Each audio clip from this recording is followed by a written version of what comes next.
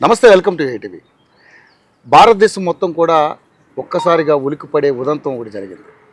పహల్గామ్లో ఉగ్ర దాడిని మనం అందరం కూడా చూసాం. దాదాపుగా 28 మంది దుర్మరణం పాలైనటువంటి ఈ ఘటన యావత్ భారతదేశం మొత్తం కూడా నివ్వెరబోయే పరిస్థితి ఏర్పడింది. ఉగ్రమూకలు ఒక్కసారిగా విజిటర్స్ అందరి మీద దాడి చేసి విచక్షణారహితంగా కాల్పులు జరిపి 28 మందిని తుదముట్టించారు. కానీ నిజంగా ఏదైతే మన పాకిస్తాన్కి సంబంధించినటువంటి కొంతమంది ఈ ముష్కరులు ఏదైతే మన ఇండియాలోకి చొరబడి విజిటర్స్ అందరిని కూడా విచక్షణరహితం కాల్చినటువంటి ఘటన చూసాం. కాబట్టి అదంతా కూడా ఒకసారిగా అందరూ కూడా బాధపడేటువంటి సంఘటన. ఈ సంఘటన మీద మనతో పాటు మాట్లాడడానికి రాకేష్ రెడ్డి గారు ఉన్నారు, ఆరుమూరు ఎమ్మెల్యే. మరి దీని మీద అసలు ఏం మాట్లాడతారు? ఎందుకంటే ఆర్టికల్ 370 తీసుకొచ్చాం మేము, అక్కడ అద్భుతమైనటువంటి ఇబ్బందులు లేకుండా చూస్తున్నటువంటి ఈ తరుణంలో ఇలాంటి ఘటన జరగడం ఆయన ఏ విధంగా చూస్తారో ఆయన మాటలు తెలుసుకునే ప్రయత్నం చేద్దాం. సార్ నమస్కారం. నమస్కారం సార్. రాకేష్ రెడ్డి గారు, అంటే ఇది ఒకటి కూడా నిజంగా మనకి బీజేపీ ప్రభుత్వం ఏర్పడిన తర్వాత ఇలాంటి సంఘటన పెద్దగా ఎప్పుడు జరగలేదు. బట్ నిజంగా మరి ఆర్టికల్ 370 తీసుకొచ్చి మీరు అక్కడ ఏదైతే ముష్కరుల యొక్క ఆగడాలను మనం కట్టడి చేసామన్న ఉద్దేశంతో ఉన్న టైంలో ఇలా జరగడం అనేది అందరూ కూడా ఒక్కసారిగా విమర్శలకు లోనవుతున్నటువంటి పరిస్థితి. దీన్ని ఏ విధంగా చూస్తారు సార్? బీజేపీ పార్టీ ఏ విధంగా చూస్తుంది, మీరు ఏ విధంగా చూస్తారు? నేను హిందువుగా మాత్రమే చూస్తాను. బీజేపీ చూడను, ఇంకేది చూడను. నేను ఓన్లీ హిందువుగానే చూస్తాను. వాళ్ళు హిందువులను మాత్రమే చంపారు. ఆ రకంగానే చూస్తాను. అవును, అడిగి మరి అవకాశం వస్తే గాజాలాగా పాకిస్తాన్ని శ్మశానం చేస్తాను. అవకాశం వస్తే ఎట్లయితే ఇజ్రాయెల్ పౌరులకు 200 మంది చంపితే ఎట్లయితే గాజాని శ్మశానం చేసిందో ఇజ్రాయెల్, అట్లా చేస్తాను నేను. ఇప్పుడు దేశమంతా పరిగెడుతున్నారు హిందువులు. ఎక్కడికి వెళ్తారా? ఎక్కడికి వెళ్తారు? వెస్ట్ బెంగాల్కి పోయినా చంపుతారా మిమ్మల్ని? ఎక్కడికి పోయినా చంపుతారు. ముర్షిదాబాద్కి పోయినా చంపుతారు, హైదరాబాద్ పాత బస్తీకి పోయినా చంపుతారు మిమ్మల్ని. ఏమనుకుంటున్నారు? చంపుతారు కంపల్సరీ. సింహంలాగా ఎట్లైనా బతకలేకపోతున్నారు, అక్కడికి మేకల్లాగానే సిద్ధంగా చావడానికి. ఇప్పుడు ఎట్లన్నా షేర్తో నై బన్ రే, బక్రాతో పోను చాలా కట్నే के लिए तो రెడీ हो जाओ. ఎక్కడికి పరిగెడతారు చెప్పండి? వాడు పాయింట్లు ఇంపుకునే చంపుతున్నాడు కదా. ఏం అడిగిండ్రా మిమ్మల్ని? తమిళ అడిగిండా, కన్నడ అడిగిండా, మరాఠీ అడిగిండా? కొట్టుకుంటున్నారు కదరా. ఇక ఈడొక్కడు సన్నాసులు తెలంగాణలో బీసీలు, ఎస్సీలు, ఓసీలు ఎట్లుంటాయో చూసారు కదరా. బీసీలు, ఎస్సీలు ఇప్పుకుంటా చూసుకుంటా కాల్చారు. ఈ కొడుకులకు రావాల జ్ఞానం. ఇది ఒక్కటేనండి యుద్ధం. అన్నలకు తమ్ముళ్ళకు యుద్ధం ఎట్లయితే యుద్ధం మొదలైంది. దీనికి ఒకటే పరిష్కారం. ఇప్పుడు మీరు ఒకటి అవటమే పరిష్కారం. ఇది హిందువులు ఇక పరగ ఆపండి, పోరాటం చేయడం అంతే కదా. గత్యంతరం లేదు. ఇప్పుడు నువ్వు ఎట్లన్నా అరారమాదేవ్ అంటే ఒకటి కాలేకపోతున్నారు ఈ సన్నాసులు. ఆఖరికి అల్లా అక్బర్ అని నేర్చుకుని రా, అట్లనే బతుకుతారు. ఆడ ఒకటి బతికిండు పాపం, ఒక ఆయన లాయిలా అని ఒక ఆయన బతికిపోయాడు, కల్మవాడు. ఆ కల్మనే నేర్చుకోండి. ఎట్లనే చేత కాదు మీకు. మహారాణా ప్రతాపులు కావచ్చు, లేకపోతే వీర శివాజీలు కావచ్చు, చావాళ్ళు కావచ్చు, సింహం పిల్లల చరిత్రలే చదిలేదు సన్నాసులు. ఇప్పుడు వచ్చింది ఒకటేనండి, 21వ సెంచరీ 2025. ఈ రకంగా ఉండాలి యుద్ధం. గతము, వర్తమానము, శాంతి, అహింస, కాకరకాయ ఇవన్నీ బంధు. కానీ ఒక్కటి మాత్రం ఇది మేల్కొల్వాల్సిన సమయం. ఇక భాషా ప్రతిపాదన కొట్లాడదామా, ప్రాంతాల దక్షిణ కొట్లాడదాం, ఉత్తర భారతం దక్షిణ భారతం అనుకుంటే ఒకడు, తమిళ అనుకుంటాడు స్టాలిన్ గాడు. ఇక ఒక్కొక్కడు మా వెంబడ శనివడ్డరి గాడు, అఖిలేష్ యాదవ్ గాడు, యాదవ్ అని. ఇక ఈడైతే తెలంగాణలో ఇక నెంబర్ 1 ఇక లంగలు. ఇక కులం మధ్యన చిచ్చు పెడుతున్నారు కొడుకులు ఇల్లు.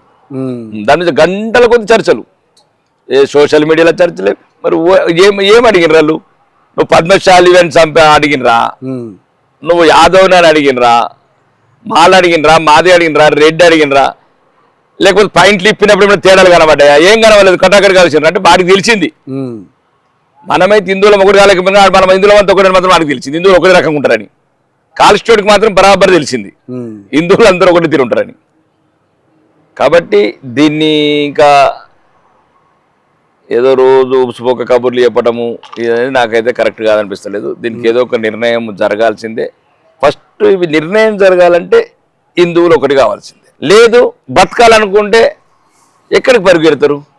వెస్ట్ బెంగాల్కి పోతే ఆడ చంపుతారు, ఢిల్లీకి పోతే ఆడ చంపుతారు, ఓల్డ్ సిటీకి పోతే ఆడ చంపుతారు, నిజామాబాద్కి పోతే ఈడ చంపుతారు, బైన్సాకి పోతే ఎటు పోతారు? ఎన్నొద్దులు పరిగెడతారు? నిలబడండి. లేదు అలా నిలబడ్డ వాళ్ళే చనిపోయారు ఈరోజు.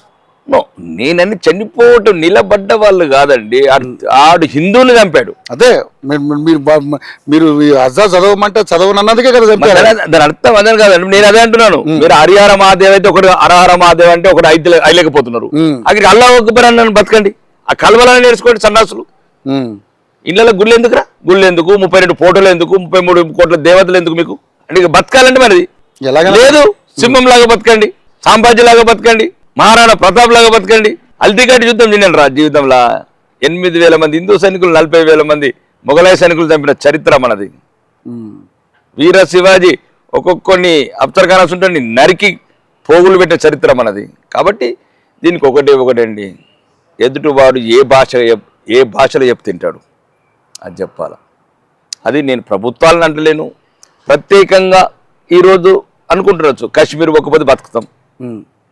కాశ్మీర్ పోకుండా బతకరు, వెస్ట్ బెంగాల్ వదిలిపెట్టరు. వెస్ట్ బెంగాల్ పోతే బతకమనుకుంటారు కొందరు. అంటే చనిపోయినోడు నీ అన్నగాడు, నీ కొడుకు కాడు, నీ తమ్ముడు కాదు. కానీ ఒకరోజు వస్తుంది కొడుకులారా మీకు. ఈరోజు అనుకుంటారు చూడు 28 మంది మీ తమ్ముడు కాదు, మీ అన్న కాదు, మీ కుటుంబం కాదు అనుకుంటారు కదా కొడుకులారా. అందరికి వస్తుందిరా ఒకరోజు. మీరు ఆలోచించుకోండి అంతే. కానీ సార్ మరి ఇక్కడ 28 మందిని తుదముట్టించారు వాళ్ళు. నిజంగానే మరి ఆర్టికల్ 370 తీసుకొచ్చిన తర్వాత అక్కడ మన భూములు కొనుక్కుని ప్రశాంతంగా బతకొచ్చు. అటువంటి సౌలభ్యం ఈరోజు బీజేపీ పార్టీ వచ్చిన తర్వాత వచ్చింది. అంతకుముందు ఉన్నటువంటి కాంగ్రెస్ పార్టీ ఏం చేయలేకపోయింది, ఎందుకు చేయలేకపోయిందని మీరు ప్రశ్నించారు. మరి దీన్ని ఎలా చూస్తారు సార్? మరి 370 ఎత్తేస్తామని నా కొడుకులు ఎవరు మొన్నటి ఎలక్షన్లో? ఏ నా కొడుకులు అన్నారు మొన్నటి ఎన్నికలలో, శాసనసభ ఎన్నికలలో? ఏ నా కొడుకులు, ఏ ప్రతిపక్ష పార్టీ నా కొడుకులు అన్నారు? 370 ఆర్టికల్ ఎత్తే ఇంత పోతాను. నేను అనేది ఏంటంటే ఒకటి మీరు గమనించాల్సింది, ఒక డేంజర్ ఉంది ఇలా. ఇది భారతదేశంలో హిందువులు ప్రపంచంలో గమనించాల్సింది. అంటే ఇప్పుడు ముస్లిమ్స్ పోవచ్చు కాశ్మీర్కు, అంటే ఒక స్విట్జర్లాండ్ కొట్టేశారు నిన్నటికి. హిందువులు మాత్రం పోదు, హిందువులను చంపుతాం మేము ముస్లింలు ఏమనమని చెప్పారు వాళ్ళు. ఇది ఒక పెద్ద అంతర్జాతీయ కుట్ర. దీంట్లో దేశంలో ఉన్న ముస్లిం సంస్థలు ఉన్నాయి, రాజకీయ నాయక సంస్థలు, రాజకీయ పార్టీ, వీళ్ళందరి మీద మనం ఎంక్వైరీ చేయాలా ఈ తీవ్రవాదులతో ఎవరెవరికి లింక్స్ ఉన్నాయి.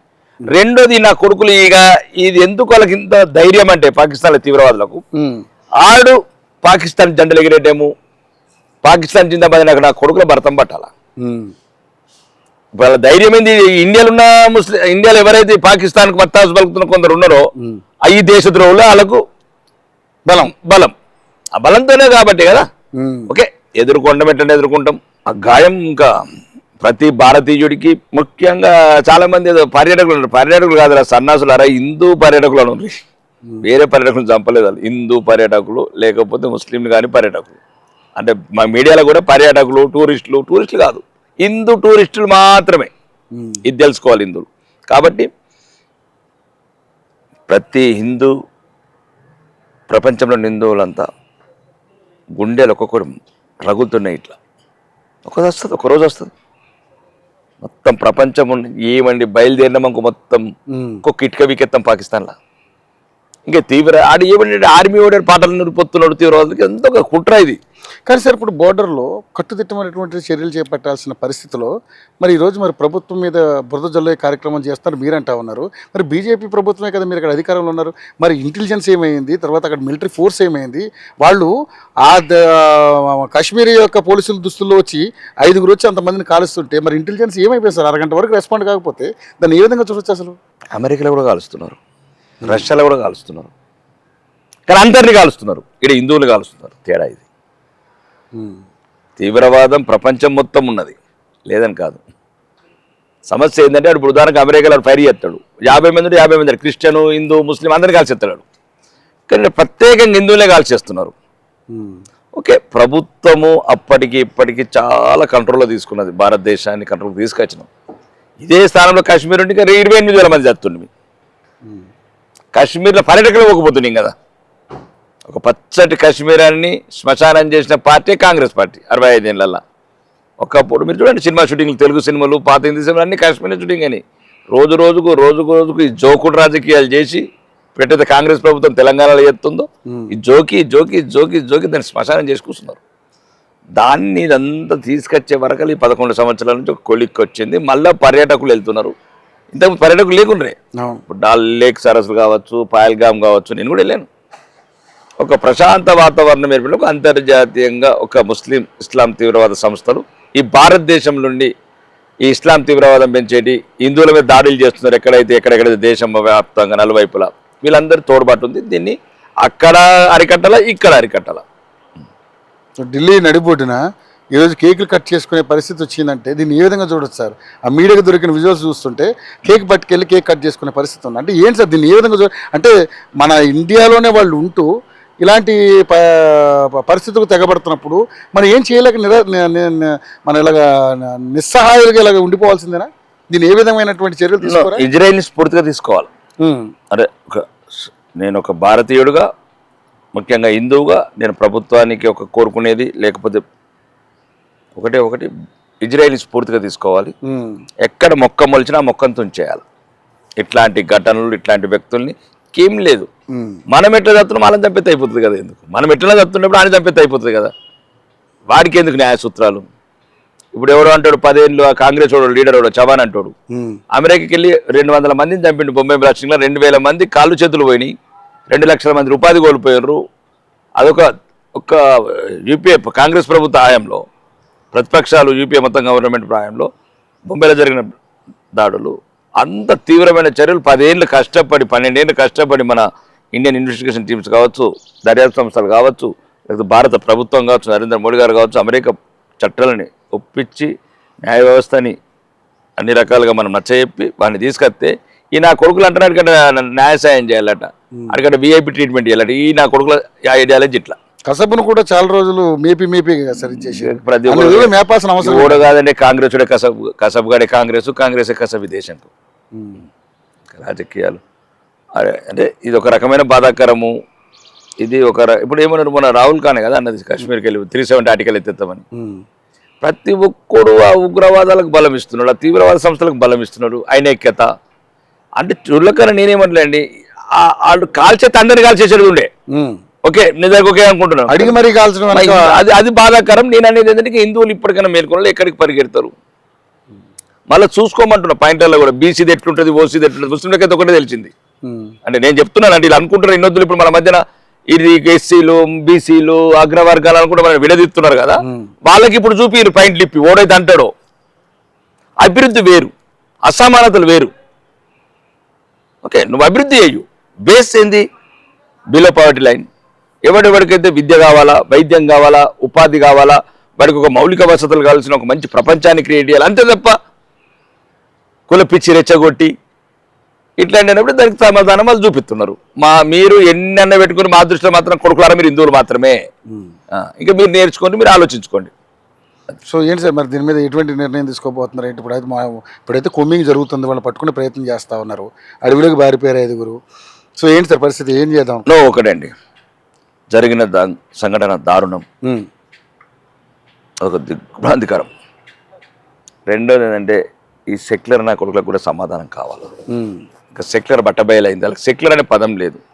తీవ్రవాదులు అంటున్నారు, తీవ్రవాదుకు మతం లేదంటున్నారు. తీవ్రవాదకు మతం ఎందుకు? మతం చెప్పే కాల్చిండు కదా.